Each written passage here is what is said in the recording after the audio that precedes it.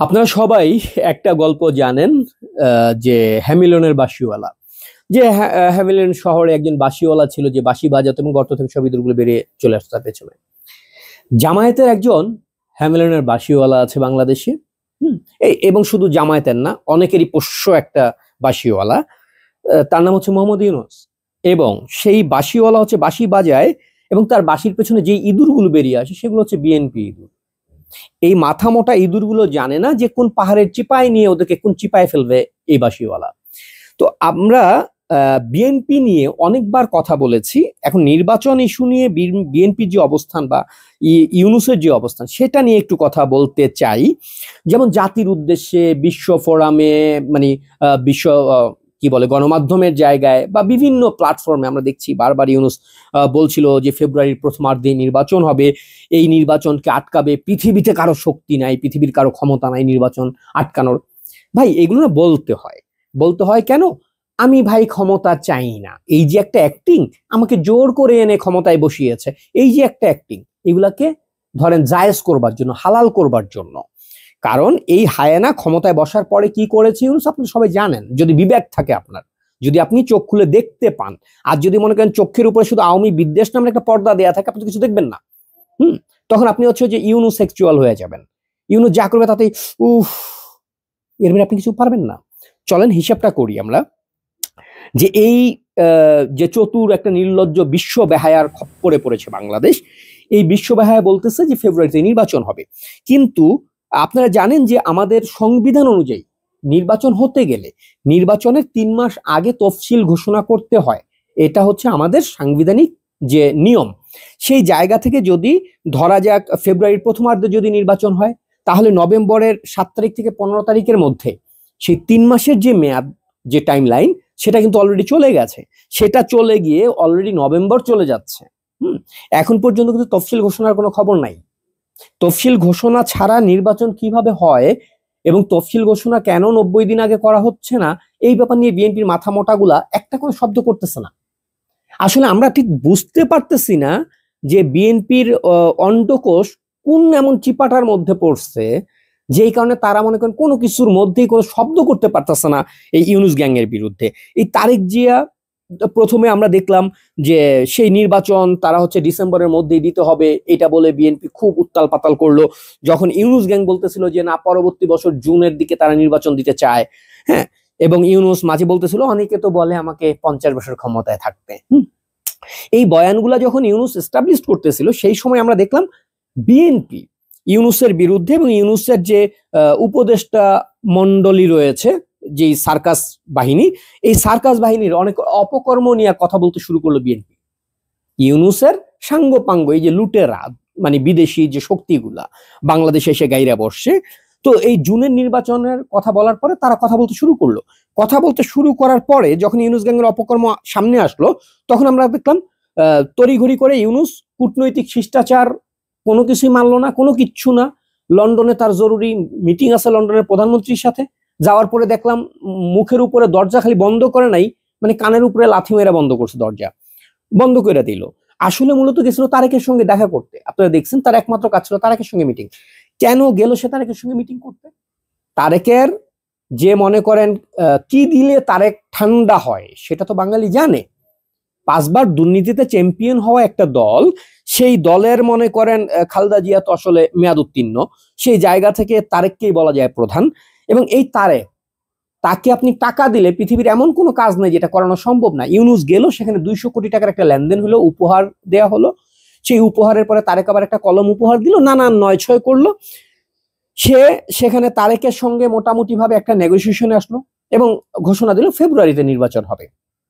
তারেক বাহিনী পুরাপুরি ভাবে সেটা মাইনে নিল এবং তারা এই যে ইউনূস গ্যাং এর বিরুদ্ধে কথা বলতো, ইউনূস গ্যাং এর অপকর্ম নিয়ে যে কথা বলতো বিএনপি এতদিন, সেই জায়গাটা তার পুরো মুখে মানে কুলুপ না, শুধু ডিলা কুলুপ ঢুকিয়ে চুপ করে গেল। বিএনপি ফেব্রুয়ারিতে নির্বাচন হয়ে যাবে। তারপরে ইউনূস যখন দেশে ফিরলো, সে শুরু করলো সংস্কার নামে একটা খেলা।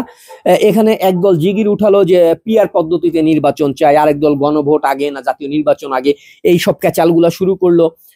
বিএনপি মোটামুটি এ করলো যে গণভোট পরে দিতে হবে, প্রথমে দাবি করলো। তারপরে বললো যে না, নির্বাচনের দিনেই হতে হবে। জামায়াত বলল না, আগে গণভোট হতে হবে, জুলাইকে মানে জুলাইকে সংবিধানের উপরে স্থান দিতে হবে, হ্যাঁ, সবকিছু কইরা সংবিধান সংশোধন করতে হবে, যা মন চায় কইরা তারপরে গিয়ে নির্বাচন, হইলে হোক না হইলে নাই। জামাত এই কথাটা স্পষ্টভাবেই বলছে যে জাতীয় নির্বাচন কবে দেবেন এটা নিয়ে আমাদের মাথা ব্যথা নেই, কিন্তু গণভোট আমাদের হইতে হবে আগে। সেই জায়গা থেকেও ইউনূসকে আমরা দেখলাম ওই কি বলে যে বিএনপির মহাসচিবকে দিয়া মাথার উপরে ছাতি ধরে দাঁড় করায় রাখলো, দাঁড় করায় রেখে তারা জুলাই সনদ স্বাক্ষর করাইলো। হ্যাঁ, তারপর তো সেটা নিয়ে আবার আরেক নটাঙ্কি, সেটা আপনারা জানেন যে যেখানে সাইন করছিল মনে করেন তারা দেখছে উপরে লেখা দীপিকা পাড়ুকোন, সেখানে সিগনেচার করছে আয়াদেহে রিয়ামণি। এই যে একটা বেকায়দায় পড়ে গেছে, কি আশা করছিল আর কি পাইলো বাগে। তো এই হিরো আলম দল তো আসলে বর্তমানে ইউনূসের কাছে এই পার্টিটা, তো রিয়ামণি ধরাই দিছে দীপিকা পাড়ুকোনকে। এরপরে যেটা করলো তারা এদেরকে মূলা দেখানোর জন্য একই দিনে ঘোষণা করলো যে আচ্ছা ঠিক আছে বিএনপি দাবি মাইনে নিয়েছে, জাতীয় নির্বাচন এবং গণভোট একই দিনে হবে। বিএনপি আবারও চুপ। এবং এটার পরে বিএনপি দুপুরবেলা বিএনপির মির্জা ফখরুল থেকে শুরু করে এরা বলল যে সরকার তাদের সঙ্গে প্রতারণা করেছে, হ্যান করেছে, ত্যান করেছে বলল। তারপরে বললো সন্ধ্যার সময় আমরা অফিসিয়াল বক্তব্য দেব। সন্ধ্যার আগে আমরা জানি সেনা প্রধানের সঙ্গে মির্জা ফখরুলকে ডাইকে নিয়ে কোথায় চাপ দিছে সেনা প্রধান জানি না, সন্ধ্যার সময় এসে বললো না না ইউনূস স্যার যা বলছে সেটাই তো আলহামদুলিল্লাহ, মেনে গেল। দুপুরেও বলছিল ইউনূস নির্বাচন নিয়ে প্রতারণা করতেছে, কিন্তু সন্ধ্যায় আইসা তাদের বয়ান পাল্টাই গেল। এবং বিএনপি তাদের পুরো মনোযোগটা দিল হচ্ছে যে মনোনয়ন মানে কি বলে যে মনোনয়ন বাণিজ্যের দিকে, মানে তারা 2 শতাধিক আসনে নমিনেশন দিয়ে দিল। আমরা জানি রাজনৈতিক দলগুলো আওয়ামী লীগ সহকারে অন্যান্য মানে দলগুলার যে ফান্ড হয়, দলীয় ফান্ডের একটা অন্যতম হচ্ছে মনোনয়ন ফর্ম বিক্রি। এটা খুবই লিগ্যাল একটা প্রসেস।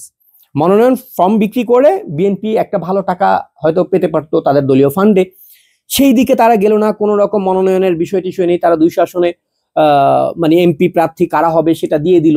এখানে নিশ্চয়ই টাকার অ্যামাউন্টটা বেশি ছিল, কারণ মনোনয়ন ফর্ম দিয়ে আর কিভাবে কি করা যাবে, তার চেয়ে টেবিলের নিচ দিয়ে যদি হয় সেটা আরো ভালো।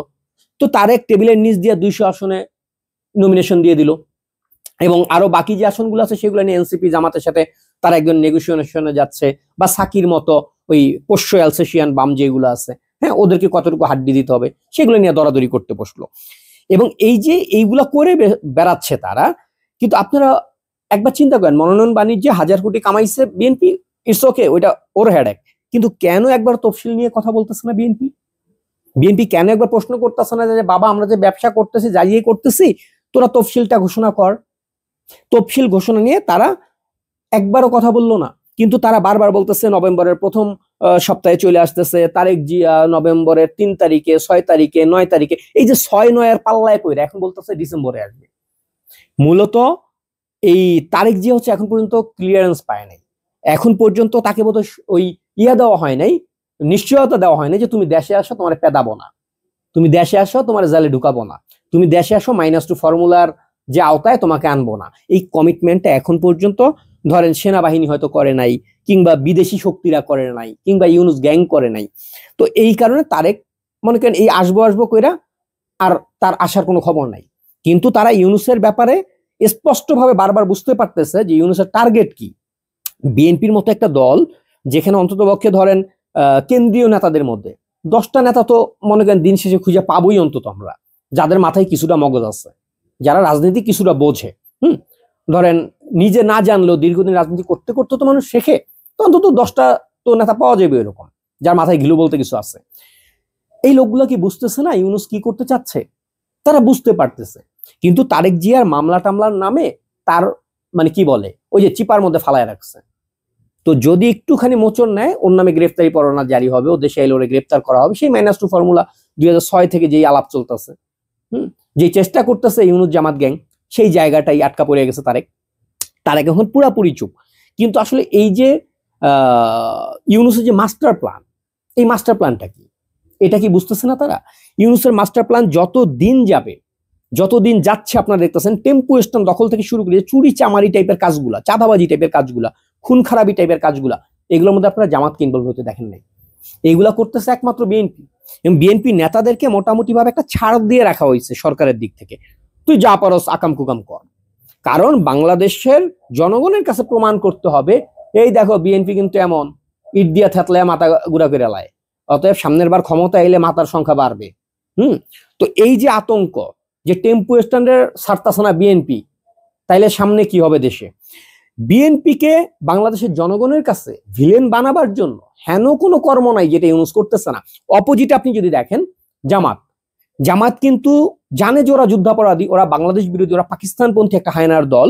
ওরা জানে যে আমাদেরকে এই বদনাম থেকে যদি বেরোতে হয় তাহলে আমাদেরকে এখন খুবই নম্র, ভদ্র, সুশীল, লাজুক টাইপের সাইজে থাকতে হবে। আমার হাতে যে নখ আছে এটা দেখানো যাবে না, আমার বড় বড় দাঁতগুলো দেখানো যাবে না। সো টুপি টুপি মাথায় দিয়ে তারা সুরমা টুরমা লাগায় ঘুরে বেড়াচ্ছে এক এক জায়গায় জায়গায়। এর মাধ্যমে তারা যেটা করছে, ডাকসু থেকে শুরু করে, চাকসু থেকে শুরু করে যতগুলা বিশ্ববিদ্যালয়ের ছাত্র সংসদ ছিল সেগুলাকে তারা দখলে নিছে। তারা বাকি যে কলেজগুলোতে যে আমাদের ছাত্র সংসদ নির্বাচনের পরিকল্পনা চলছে সেই জায়গাটা শিবির এককভাবে আধিপত্য নেবে। আর বিএনপির ছাপড়ে এইগুলা টেম্পো স্ট্যান্ডের আশেপাশে জায়গায় ঘুরতেছে, কার দোকান থেকে আজকে 50 টাকা, কার দোকান থেকে 100 টাকা উঠাইব। এটা করে বাংলাদেশে বিএনপির যে গ্রহণযোগ্যতা জায়গাটা সেটা ধ্বংস করতেছে ডে বাই ডে ইউনুস। বিএনপিকে ছাইড়া রাখছে খালি এই কারণে। আর বিএনপি যেহেতু 17 বছর ভিক্ষা পায় নাই, চাঁদাবাজি করতে পারে নাই, এখন তারা মন খুললে চাঁদাবাজি করে বেড়াচ্ছে। এই চাঁদাবাজি, তাদের খুন, তাদের সন্ত্রাস, এইগুলা দিয়া বিএনপি হচ্ছে গিয়ে চাঁদাবাজ দল হিসেবে বাংলাদেশে প্রতিষ্ঠা পাচ্ছে। জামাত হচ্ছে গিয়ে তাদের জায়গা থেকে প্রত্যেকটা কলেজ, প্রত্যেকটা ইউনিভার্সিটি নিজেদের দখলে নিচ্ছে। এবং ডিসিএসপি থেকে শুরু করে সচিব পর্যায় পর্যন্ত যে নিয়োগ বাণিজ্য, সেই নিয়োগের জায়গাটা পুরাটাই মোটামুটি ভাবে জামাতের দখলে। আপনি একবার চিন্তা করেন, বিএনপি দখল করতেছে বাস স্ট্যান্ড, টেম্পো স্ট্যান্ড, আর জামাত দখল করতেছে ইউনিভার্সিটি, কলেজ থেকে শুরু করে সচিব থেকে ডিসিএসপি থেকে শুরু করে এই সব পদগুলো। তো বিএনপি কি বুঝতেছে না এই যে ওপেন খেলাটা ছাইরা রাখছে ইউনুস? কেন ছাইরা রাখছে বুঝতেছে, কিন্তু ওই যে 17 বছর না খাওয়া একটা দল, তারা এখন যা পারতেছে করতেছে। জামাত এইদিকে মনে করে নিজেদেরকে মানে পুত পবিত্র একটা দল হিসেবে প্রমাণ করবার জন্য। জামায়াত, আপনারা জানেন জামায়াতের অর্থনৈতিক ভিত্তি কতটা মজবুত। বাংলাদেশে যদি কোনো দলের, এককভাবে কোনো পার্টি সবচেয়ে বেশি টাকা থাকে, মানে আওয়ামী লীগ 17 বছর না, আওয়ামী লীগ 1700 বছর ক্ষমতায় থাকলো, এই টাকার মালিক হইতে পারতো না যেই টাকা জামায়াত ইতিমধ্যে তাদের আছে। জামায়াতের প্রত্যেকটা কর্মী যেই টাকা বেতন পায় তার একটা অংশ মাসে তাকে স্যালারির উপরে ডিপেন্ড করে একটা পার্সেন্টেজ দলীয় ফান্ডে দিতে হয়। জামায়াতের যেই ফান্ড আছে বাংলাদেশের সবগুলো দল মিলাইয়া, সবগুলো এমপি মন্ত্রীর ব্যক্তিগত সম্পদ মিলাইয়া, বিএনপি, আওয়ামী লীগ সব আটটা, জামাতের সমান টাকা হইব না। জামাত এখন তাদের টাকা দিয়া বিভিন্ন জায়গায় ওয়াজ মাহফিল, কাওয়ালি সন্ধ্যা, এইটা ওইটা বিভিন্ন কিছু করতেছে। জামায়াতের প্রার্থীদের পক্ষে প্রচারের জন্য শত শত কোটি টাকা তারা ইনভেস্ট করতেছে। অনেক জায়গায় দেখবেন জামাত নিজ দায়িত্বে রাস্তা করে দিচ্ছে গ্রামের, হ্যান করতেছে, ত্যান করতেছে। মানে ওই যে বললাম, নখ এবং দাঁতগুলোকে লুকানোর জন্য জামাত যতটা পারা যায়। ওই যে আপনারা কি বলে যে পিশাচের গল্প শুনতেন, যে মানুষের রূপ ধরে যখন আসে তখন তারা রাজকন্যার রূপ ধরে আসে। একটা পিশাচ, সে হচ্ছে ধরেন কোন একটা অপকর্ম করবে, কাউকে ফাঁদে ফেলবে, সেই জন্য সে রাজকন্যার রূপ ধরে আসে, খুব সুন্দরী রাজকন্যা হয়ে বসে থাকে, এবং যে দেখে সেই মুগ্ধ হয়ে যায়, টুক করে ফাঁদের মধ্যে পড়ে যায়। জামায়াতের পরিকল্পনা তো এই। জামাত এখন খুবই ভদ্র, নম্র একটা সভ্য সাজ নিয়ে বসে রয়েছে। এইদিকে শিবির এবং কওমি মাদ্রাসা ছাত্রদের মধ্য থেকে বাছাইকৃত 8000 যুবককে আত্মরক্ষার নামে সামরিক প্রশিক্ষণ দিচ্ছে আসিফ মাহমুদ সজীব ভুইয়া, যে হচ্ছে গিয়া যুব উন্নয়ন মন্ত্রণালয়ের আওতায়। গত জুলাইতে যে আগস্টে লুট করা যে পুলিশের অস্ত্র শস্ত্র, এইগুলোর পাশাপাশি আনসারের জন্য আরো 17,000 শর্টগান কেনা হচ্ছে এই আসিফের আন্ডারে। এই যে আসিফের আন্ডারে 17,000 শর্টগান কেনা হচ্ছে এবং 8,000 যুবককে অস্ত্রের প্রশিক্ষণ দিচ্ছে। এরা কারা? এরাই আগামীকালকের মিলিশিয়া বাহিনী। এদেরকে দিয়েই নির্বাচন নিয়ন্ত্রণ করবে জামাত, এদেরকে দিয়েই নির্বাচন নিয়ন্ত্রণ করবে বিএনপি। বিএনপির কোনো জায়গায় মাথা উঁচু করে কথা বলবার মতো সক্ষমতাটা রাখবে না এরা, যতদিন পর্যন্ত বিএনপি পুরো ধৈর্য না যাচ্ছে ভেতর থেকে। এবং অপোজিটে যতদিন পর্যন্ত জামায়াত ক্ষমতায় আসার মতো 100% নিশ্চিত অবস্থা তৈরি করতে না পারতেছে, ইউনুস নির্বাচন দেবে না। এবং এই বিএনপি হচ্ছে শুধুমাত্র ওই কি বলে কয়টা টেম্পো স্ট্যান্ডের চাঁদারও পাইয়াই তারা মানে জান্নাত পাইয়া গেছে, এমন একটা মহা খুশিতে আছে, তারা সরকার গঠন করে ফেলছে। তো এখানে ইউনুস হচ্ছে ব্যবসায়ী মানুষ, ও দুইটা কাজ করবে। এক হচ্ছে গিয়ে ও এই যে ধরেন বন্দরগুলা দেয়া থেকে শুরু করে নিজের যে কর মুক্তি দেওয়া, নিজের ব্যবসা প্রতিষ্ঠানের নামে লাইসেন্স নেওয়া, এগুলো সব করতেছে।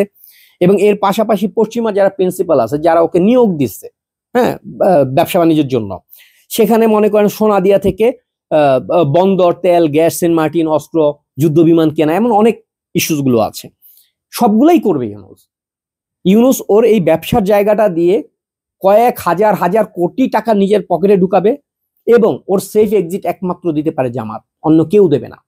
একমাত্র দেশদ্রোহী জামাত এবং পাকিস্তান ওকে সেফ এক্সিট দেবে, অন্য কেউ দেবে না। এই কথাটা বারবার বলে আসি, এটা ইউনূসও জানে। অতএব ইউনূস তার আখের গোছাচ্ছে, হাজার হাজার কোটি টাকা গোছাচ্ছে, সঙ্গে জামাতকে শক্তিশালী করতেছে। নির্বাচনের জন্য মিলিশিয়া বাহিনী তৈরি থেকে শুরু করে যা যা করবার সব করতেছে জামাত। এবং বিএনপির মতো টোকাইগুলাকে আমরা দেখতেছি টেম্পো স্ট্যান্ডে ঘুরে ঘুরে খায়।